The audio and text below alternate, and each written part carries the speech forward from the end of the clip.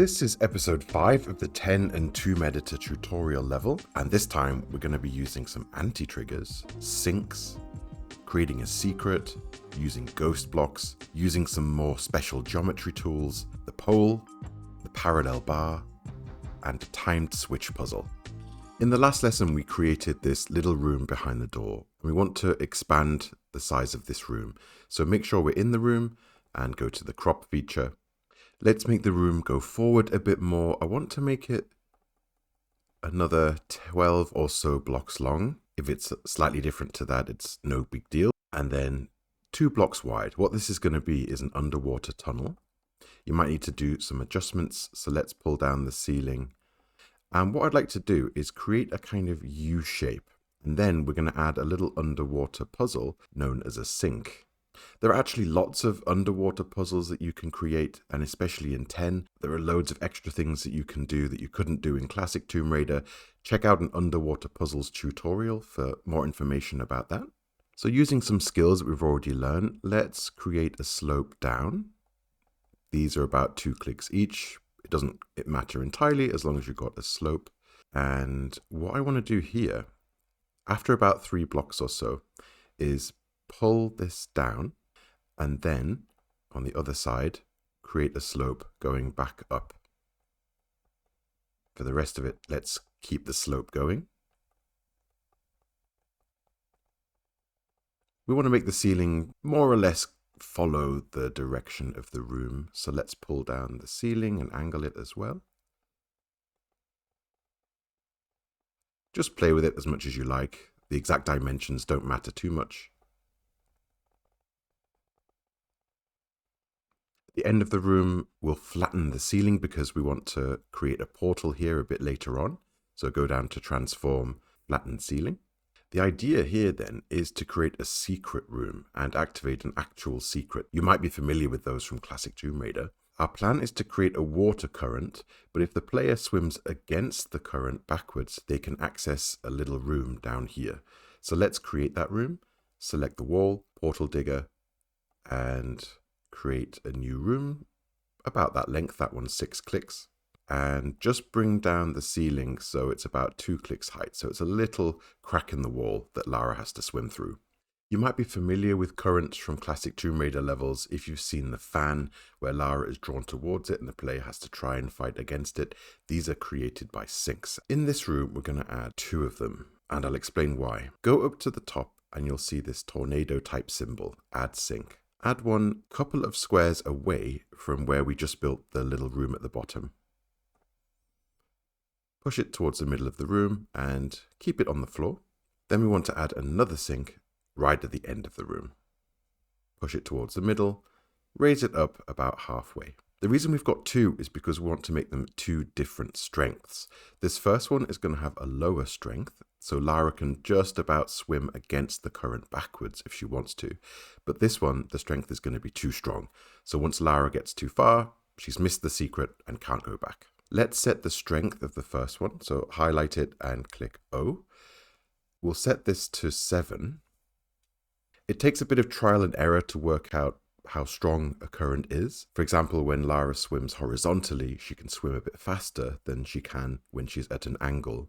7 basically means that she can swim backwards a little bit. With the second one, click O, and I'm going to set this to 15. And this one is definitely too strong, so she can't swim backwards with this. Sinks don't take effect by themselves, you have to trigger them, which actually gives you some flexibility. You can decide exactly where they take effect. Select the first one, and then select the floor from the second block in, all the way down to here, but not including the squares where the sink is. Add a trigger. There's nothing we need to change here, and OK. This means that whenever Lara is in the trigger space, she will be drawn towards this sink. If we add a trigger on the sink square itself, she's just going to stop there because she's always drawn to this object. So for the second sink, click on that. Let's add a trigger from this block all the way up to this one. We don't want to add a trigger on the sink square here because we want Lara to be able to stay still. If she's not still, then she won't actually be able to climb out of the water. Sink objects will always pull Lara pretty much directly towards them. And that's why I wanted two. I wanted Lara to be pulled down towards this one first and then up towards this. If we just had the second sink, she would actually be pulled along the ceiling all the way to the sink. Make sure that the room is a water room. We also don't want Lara to be able to go back into the level once she's in this room. This can help with gameplay because it tells the player that you're done, and so you don't need to worry about ever going back to those rooms. It can be a bit of a relief. So we opened this door earlier, and now we can actually close it with an anti-trigger. Click on the door, select 2 blocks like this, and then add a trigger. The default would just be to trigger the door, but we want to do the opposite because it's already been triggered. From this small room, we want to create a little tunnel and then open it out into a secret treasure room. At the end of the room, just pull up the ceiling slightly. I'm going to create a slope just so it opens up and isn't quite so sudden. Make sure this is a water room as well. And then create a vertical portal from this room. I'm going to use Portal Digger for this. Raise it up by about 12 clicks or so. The exact dimensions don't matter. And once we're in this room, let's just change the dimensions. So I've just created a room which is 5 by 5 blocks. The water surface is going to be exactly at the floor of this room, which is fine. Lara can still climb out. But if all the sides next to the water are also flat, it looks a little bit unrealistic. So I'm going to create a 1-click ledge, select the floor, and just raise up the floor. You'll notice that the portal disappeared. That's because I also selected that square. But don't worry, the portal is still there. Just select the square, pull it back down 1 click, and the portal automatically reappears.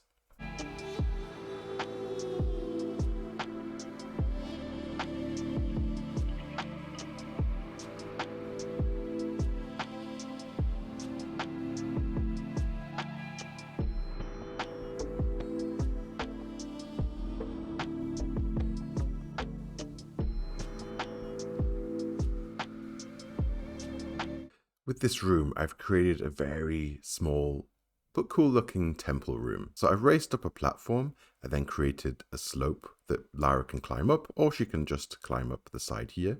I've added some objects. This is static 17. And at the side, I've added a shatter object. This is shatter 0. And Lara can shoot these with her guns and they'll crack. Later on, we'll look at how we can add an object inside these shatter objects. At the top, I've added some columns. I had to lower the ceiling just to make sure that the columns fit. This treasure object is static 16, and this table is static 30. I want to actually add the objects that Lara's going to be able to pick up here, so what she gets as a reward for her secret on top of this table. The thing is, it's an object, and Lara can't climb on it naturally like she would on blocks. With objects, they have collision where Lara just runs into them. She can't climb on them. But this is where we can use something called ghost blocks. This table in itself doesn't have any collision. Lara will run through it. This is deliberate so that instead we can use ghost blocks to give her the ability to climb on it. Just disable the static objects so we can see a bit better. Where the table is on those 2 blocks, highlight them and then go over to the left and this icon here, which is add ghost blocks to selected area. And what we can do with these, we can actually create room geometry in a similar way that we normally do, but we don't see it in game. So click the corners of each of these and raise them up by 2 clicks, which is exactly the height of the table. It also means that we can texture the ground underneath. Ghost blocks are pretty useful. You can also use them just to block off certain areas of a room, but without creating a wall that we can see. Remember that Lara can also climb on them, so you can create slopes with ghost blocks. Make the statics visible again, and you'll see the table fits perfectly. Let's add a couple of pickups. I think because she's found a secret, we'll reward her with the shotgun. So I've typed in shotgun, and the first thing that comes up is the shotgun animation. What you can do though is if you click enter again, then it will scroll through the items with shotgun in them, and the next one is then the shotgun. So click plus on one of the squares. By default it will be on the floor, so we just need to raise it up. And since this is a ghost block and Lara will step on it as normal, we don't need to add anything in the OCB. I think let's give her some ammo as well. Let's place that on the other block and raise it up. You can actually move these objects slightly. They don't have to be at the center of the square. If you hold down Control, You can move it slightly to the left or right. If you're finding it tricky to select objects around the ghost blocks, you can always disable them by going to the menu we went before. And it makes it easier to deal with the objects. So I'm going to move the shotgun slightly to the left and slightly further back. I'll enable ghost blocks again so we can see them. In this room, I also used some sloped floors, using some skills we learned, such as pressing Control to be able to edit the corners of the rooms. And what I'm planning to do here is to paint the floor here with some coins, so it looks like there's piles of cash. For this to actually count as an official secret and to come up in the statistics, we have to actually trigger the secret. So highlight all of these squares. When we apply a trigger here, because we've got 2 stacked rooms, it won't actually apply it to this square. Because when we have stacked rooms and we place a trigger, the trigger has to be in the very bottom room. Here we're not placing it in that room, so the editor automatically removes the trigger from this block. It just assumes you've done it wrong, so it will delete it. For us, that works quite nicely. With these tiles selected, just click Add Trigger. In the what, we want to trigger a secret. You need to give your secrets numbers so that the engine can count them. Since this is our first secret, in the parameters field, put the number 1. If you create another secret in the level, you put number 2, and so on. Before we click OK, in this case, we need to tick the one-shot box. This is quite an important trigger type. If you want a trigger to happen only once, then in many cases, we need to tick this box. This doesn't apply to certain things that just naturally only trigger once anyway. Once you've triggered an enemy and killed it, it's not going to trigger again if you go back to the trigger. But for certain other types, we do need to do it, and secrets is one of them. If we don't put one shot for a secret, every time that Lara steps in this trigger area, it's going to keep counting secrets, but we only want it to count once. In addition to counting the secret, it will also tell the engine to play a specific secret sound. In our audio folder, if you scroll down to the bottom, you'll notice 999. This is actually the secret sound. What the engine looks for is the highest numbered audio file, and it will then play it as the secret sound. This is why it's been labeled 999. In case you want to add more audio and give them numbers, then your number is likely to be below 999, so it means it will still play the secret sound properly. Let's add some lighting and textures.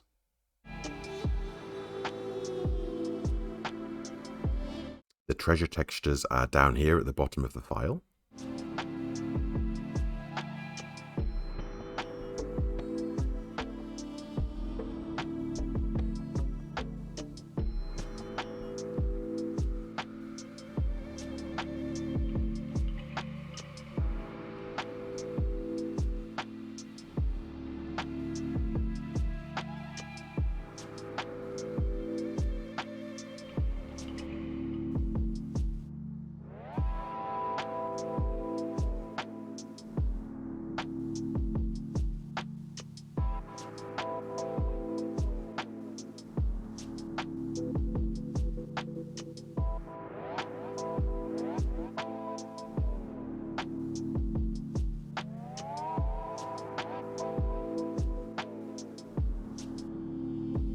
Don't forget that we need to add a water surface, and we're going to do it the same way that we did before. Go to geometry mode, right click the portal, and then click toggle opacity 2. Go down into the water room below, repeat the process. Back in the top room, go to face edit mode and select the water textures, and then just add one of these to the top. Don't forget to click double-sided and change the blending mode to additive so that it's semi-transparent. Also add the reflection effect, which will then apply to this portal. So in the top room, go down to effect and click reflection. Let's increase the strength slightly to 3. I want it to be quite a strong effect. And now we can go back to the 2 other rooms and texture them as you want. This room is going to be a little bit tricky to texture on the walls because of how we want to segment them. Just bear in mind the general principles. You can angle the line yourself. Let's just bring up a line from the ceiling. Click, so the arrow is there. Make sure it's pointing at this corner, and then you just drag it up. And that way it creates a nice line.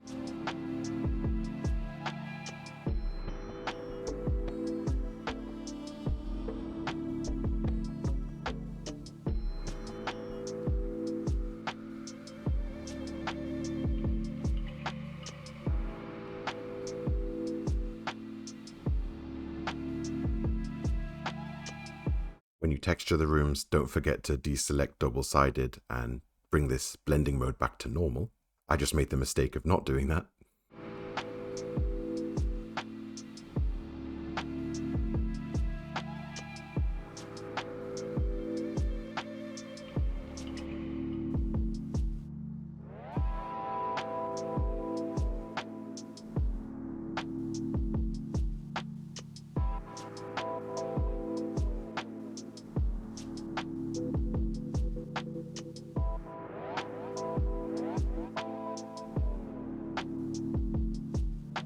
In this room, I also played with the floor and the ceiling a little bit by using diagonal arrows to raise them up and down, just to make it a little bit more organic.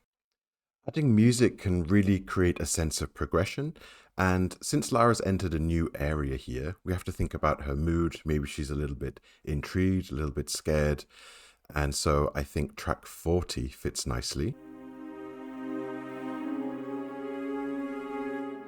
So just like before, let's set a trigger for a music track. Select the squares, add a trigger, and go to play audio, parameters 40. Audio triggers are one of those ones that we don't need to click one shot for some reason. The engine will just naturally only play it once. If you do click one shot, it's not going to cause any harm though.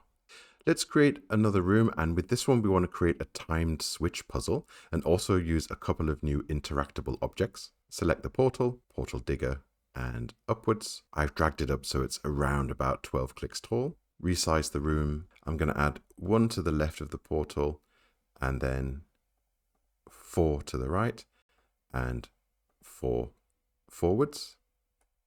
As with the secret room, I'm going to create a little ledge out of the water. Select the floor, pull up 1. We can pull it back down onto the portal. You can angle the slope down as well, so let's do that. Let's create a sandy floor that's got some random bumps. We could do it ourselves manually by raising and lowering the corners, but that can take quite a while. Select all of the floor except the last section here. If we select where the portal is and we start to raise the floor, it might cover the portal again.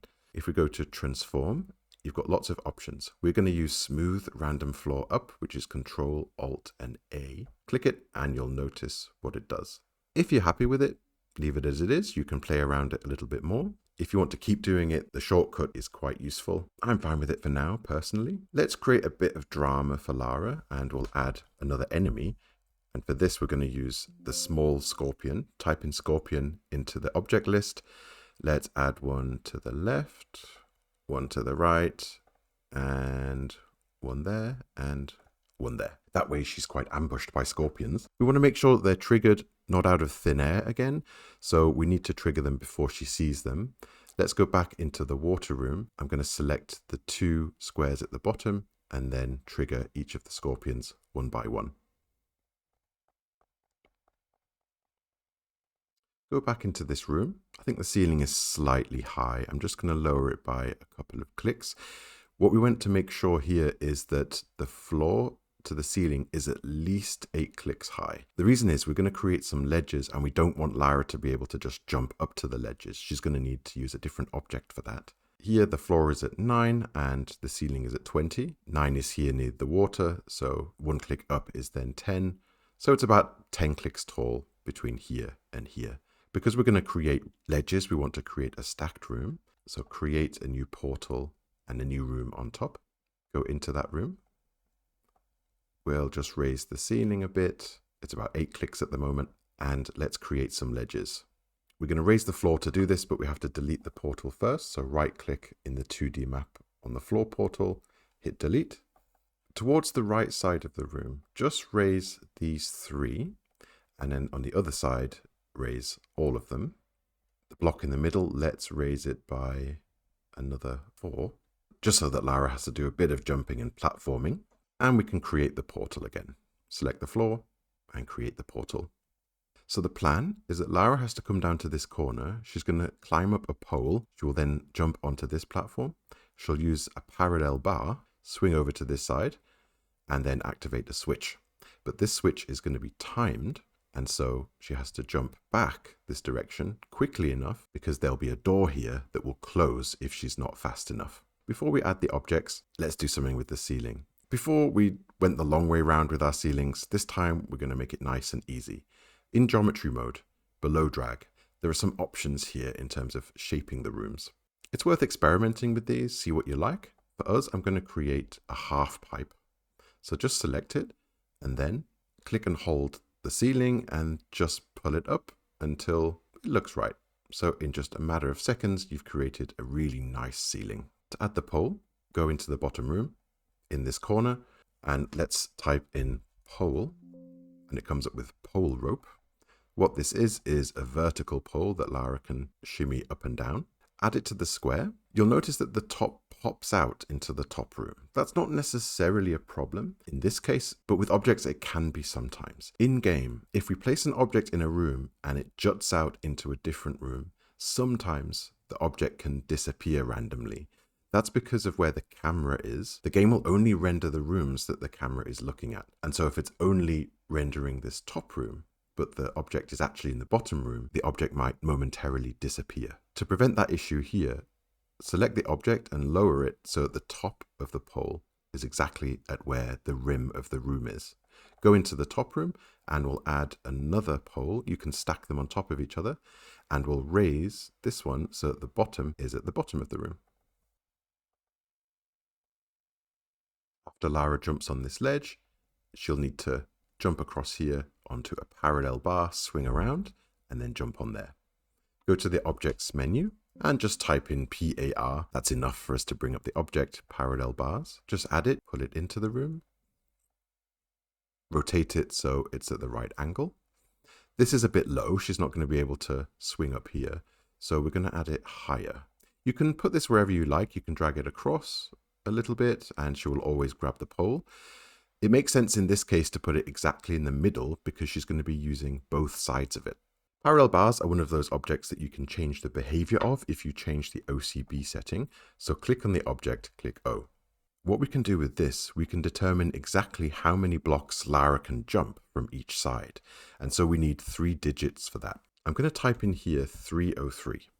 What this means is she can jump off 3 blocks in one direction and also 3 blocks in the other direction.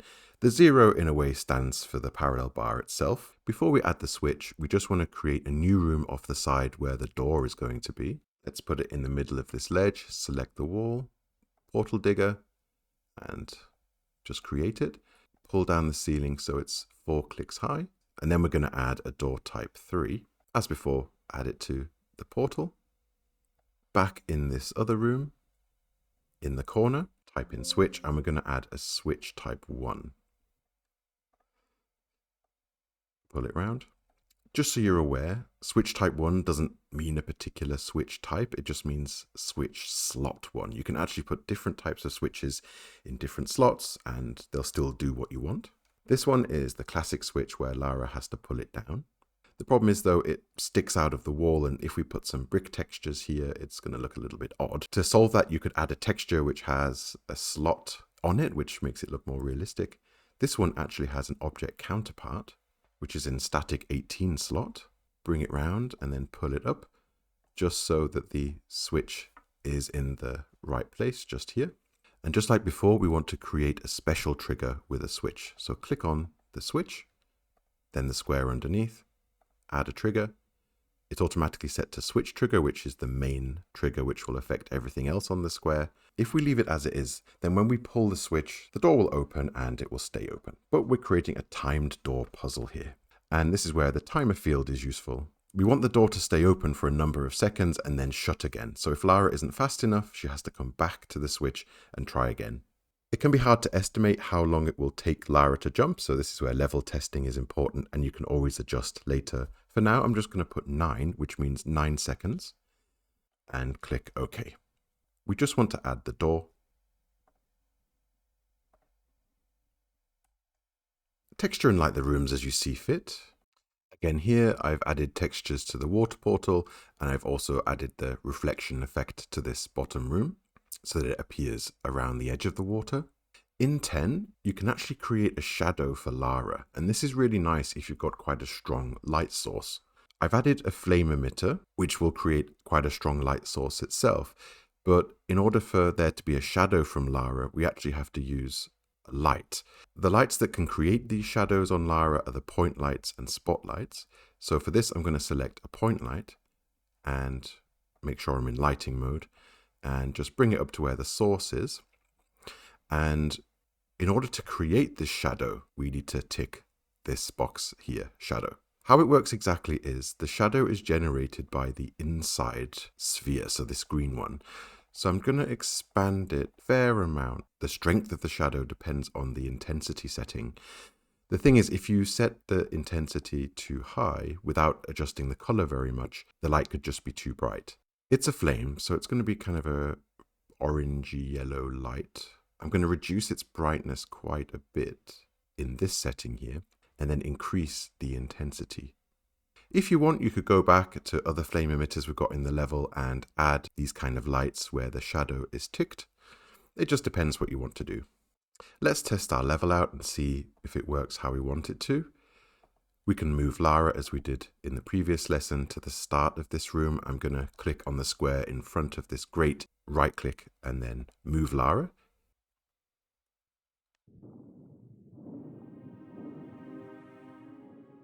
So notice here the music played when we wanted it to play, and I missed the bit where I had to swim down to go to the secret room, but the current is too strong, so I can't go back. Testing it again. Just going to be careful this time, swim back, and then I can go into this room.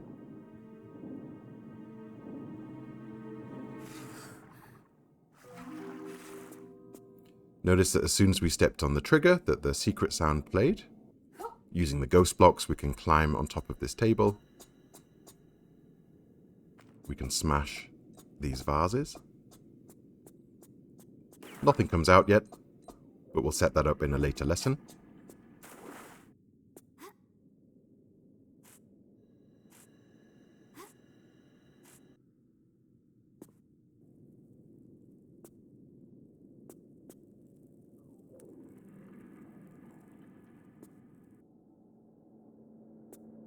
We pull this switch and take a look at the door. We'll notice it's opened.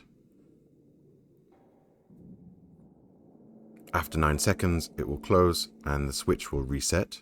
What's important to note here is that not all switches will do this. This type of switch has a reverse reset animation, and so you can actually do this. Some switches, like the push switch that we had earlier in the level, don't have that animation, so you can't create timed switches with them.